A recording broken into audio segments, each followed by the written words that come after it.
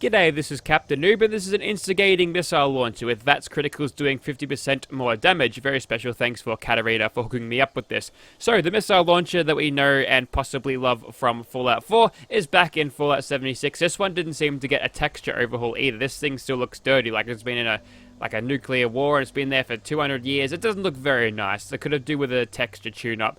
Anyway, so what you're looking at now is just a standard everything across the board in terms of attachments, and we're doing 160 damage with this, which seems kind of low, and you'd be right.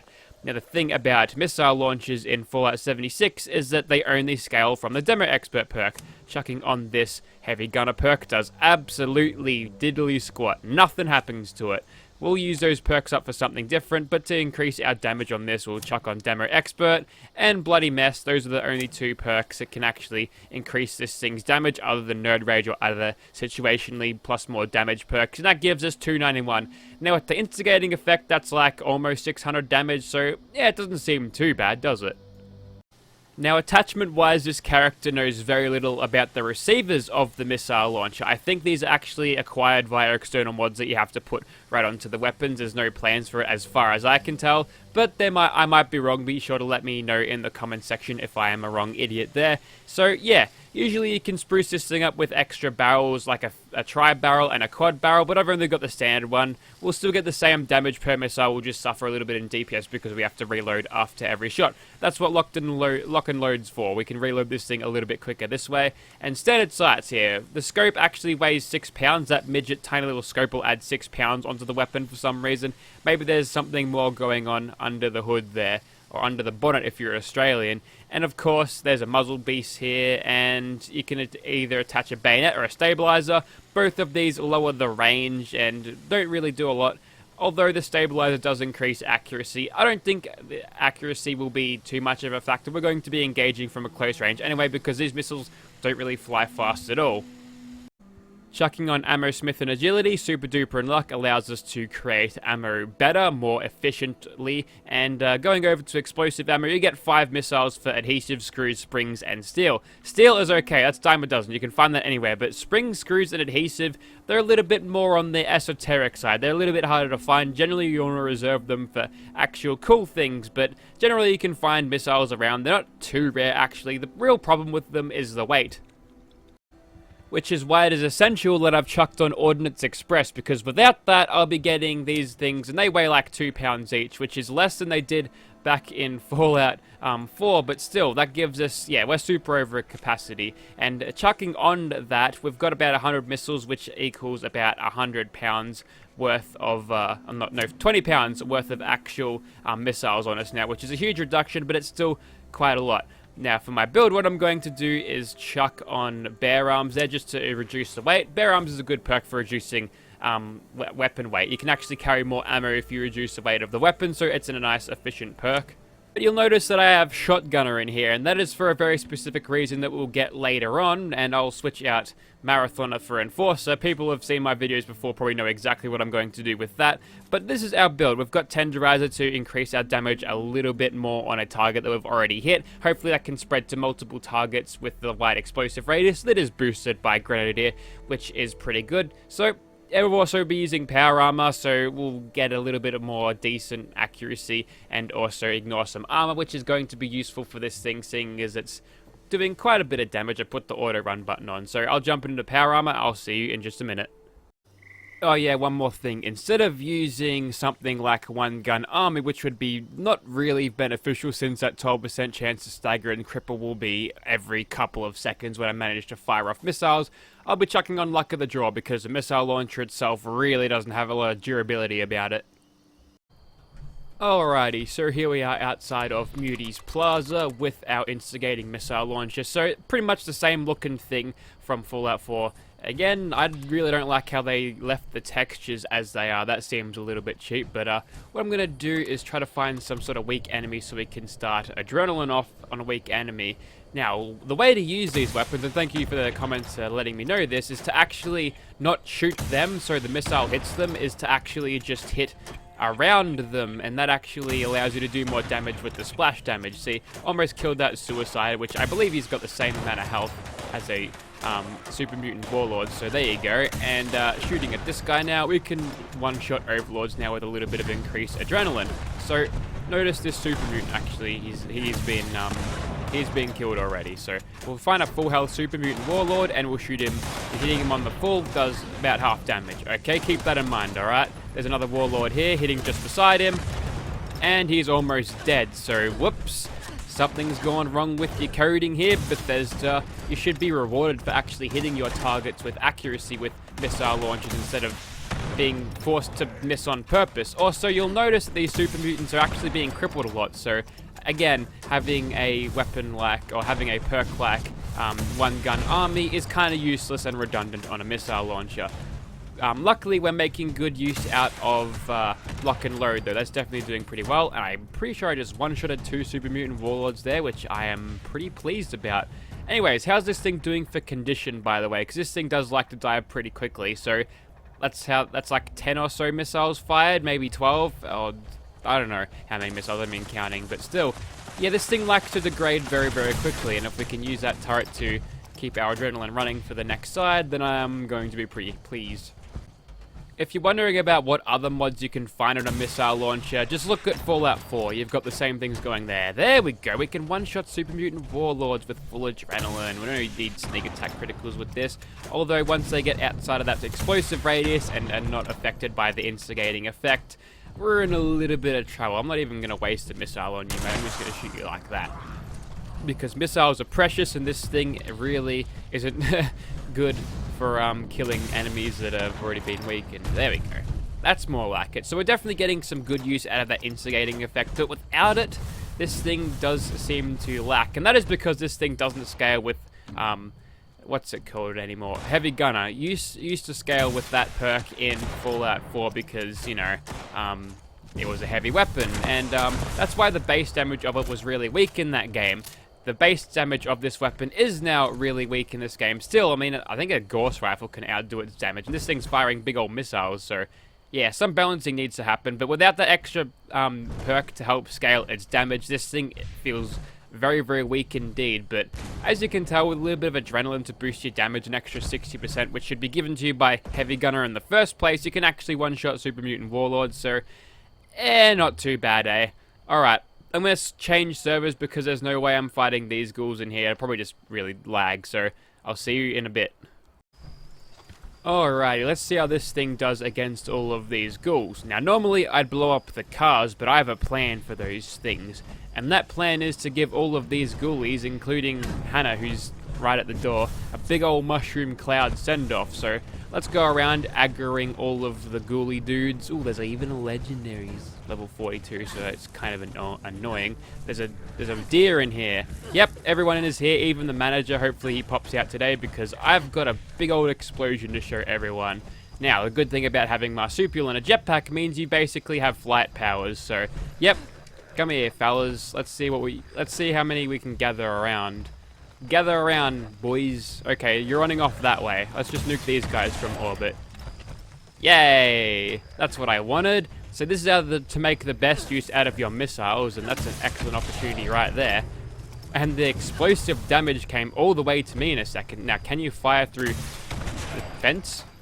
Probably not, but the splash damage gets to it. That's pretty good. Ah, yes, onto the tennis court. Nice flat ground. We can really test the splash damage here, can't we? Alright, ghoulies, gather around. I've got a story to tell ya. I'm surprised. Oh, wait, no, there's ghoulades. I do have ghoulades. I was about to say I'm surprised I don't have it. No, it's there. That missile was a misfire. I guess the missile... Are you fucking kidding me, game? Come on. Hopefully it doesn't go 3 for 3. There we go. Oh my god, it's just another weapon held back by the dumb bugs in this game, isn't it? But other than that, it's pretty fucking good. You're doing some idle animations. You're dead, but you're also alive. At least we get a cool look at him when he's still alive. Look at these idle animations. See, if you had to put that much work into, you know, making cool monsters than you did with balancing weapons, you'd have a pretty fucking decent game on your hands here. But right now, this thing is pretty average sometimes. Actually, it's not too bad, just the dumb bugs in this game. Gotta fix them, Bethesda. Gotta fix them. That's a big old thumbs up for crowd control situations. We're doing fine.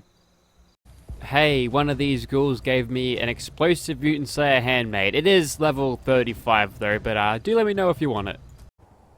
So you've seen what this thing is like in crowd control situations, and for recording purposes, this bit is actually recorded before I even do the ghoul bit. Hopefully it does well. And yeah, this time we're going to be facing a big scary monster. He's standing in the water though, so it's going to be hard to bounce splash damage off him. But what I'm going to do instead is try to hit him in VATS a little bit. Let's see, what have we got? Torso, sure, why the hell not hit him there? So, despite being a missile launcher, did that even hit? What the hell? You can't just absorb missiles like that, Swan. That's cheating, you bastard. We're even doing any damage to him now. It's like the broadside all over again.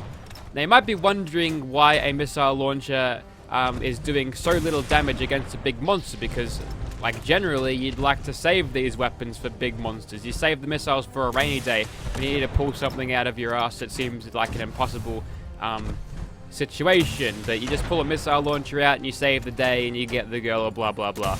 Yeah, you can't do that. It's doing so little damage against Swan here that it's not even worth fucking using.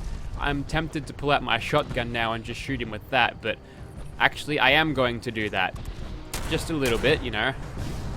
Actually, no, that's overkill. What I want to do is poke him with a knife a bit. We're out of action points. That's okay. We'll just keep on hitting him.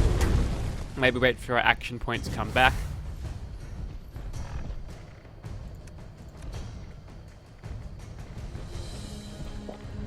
Maybe a bit of coffee could help us out with that. And there we go. We've got a crit ready. I wanted to show off the crit damage. Didn't realize I'd have to fill the bar. Whoops. Alright, so we'll go ahead and crit his face and see if we can't finish him off at this point. Critical activated. And then gotta reload the rocket first, or the missile. And it completely fucking missed. Yeah, this thing's broken in VATS, so unfortunately, I don't think we'll see much use out of that extra VATS damage thing. Also, for some reason, this thing is giving me the harpoon gun treatment. Ooh, nice pathing. And holy fuck, he's being helped by Kylo Ren. Kylo Ren's literally helping him out in this fight. Maybe that's why my crits aren't working. Okay, we'll try to finish him off now. So, like before Kylo Ren come in and destroyed my train of thought, this thing, it has like a significant delay after you fire the shots, before you can actually, like after reloading, where you can actually fire again. And did I just fire 2 missiles there? I don't really know, but that was painful against Swan there. And I'm not just saying that because I got punched and hurt a lot, and hurt by my own weapon more so than Swan. It's the fact that it took that fucking long, that many rockets. This is not an endgame weapon. This needs to be buffed, Bethesda. How many of you at Bethesda actually put any thought into this? Did you just take it from Fallout 4, plonk it in? Yep, fucking all set. The animation's set up right. Yep, fucking move on. We've got fucking world to build. God damn it, Bethesda. You need someone to keep track of this shit, alright?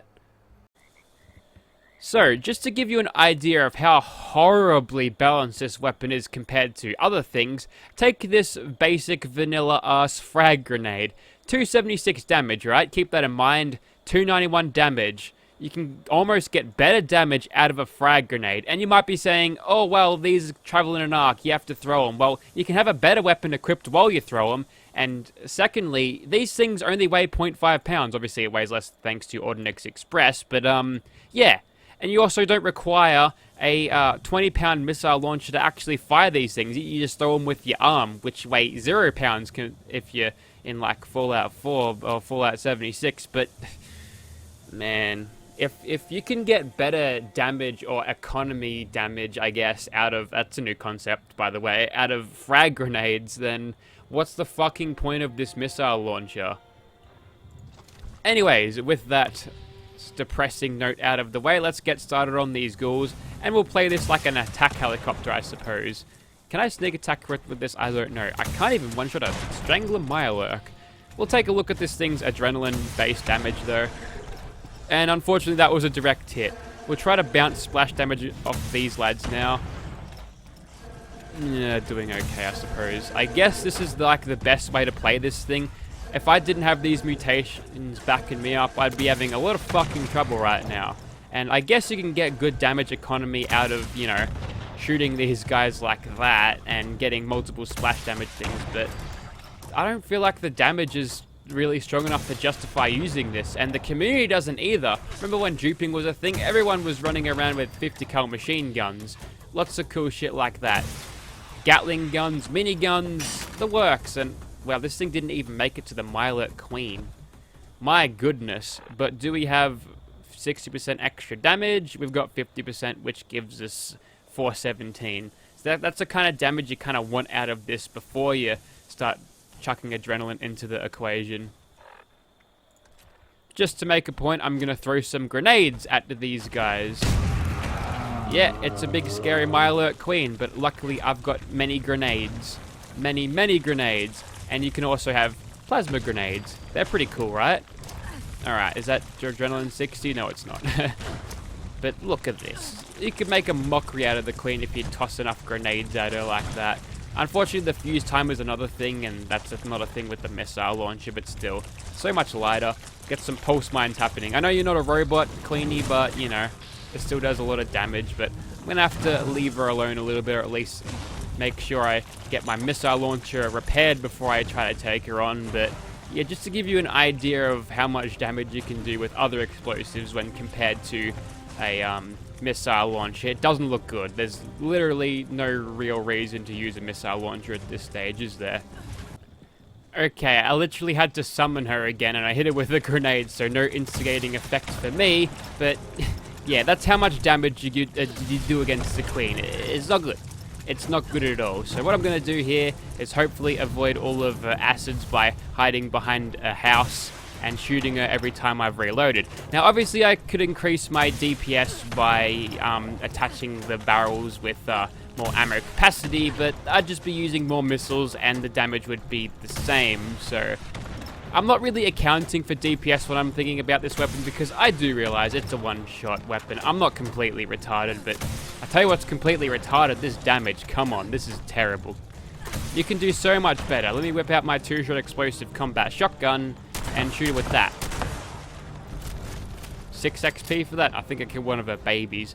Nasty bitch got one of her babies killed for no particular reason. This one gave me a 50 cal machine gun though, so you know, that's cool. Alrighty, so I said I'd be making use out of shotguns at the start of the video, and this is what's going to happen. I've just equipped Enforcer instead of Marathoner, and that'll help us cripple limbs or stagger and all that. So all we need to do is get this Scorch Beast nice and crippled in his wings. He's going to land, and he's going to be easier prey for my missile launcher, hopefully. So he drops down after screaming at me, and now we can go back to the usual scheduled programming of using a missile launcher. And luckily, we've got a bunch of Scorched cronies around the Queen to bounce splash damage off of and bounce adrenaline damage or gain adrenaline damage from. So, you know, that's cool. Keep in mind that I'm doing this much damage to myself, whereas I'm doing fuck all to the enemies that I'm fighting. I don't understand.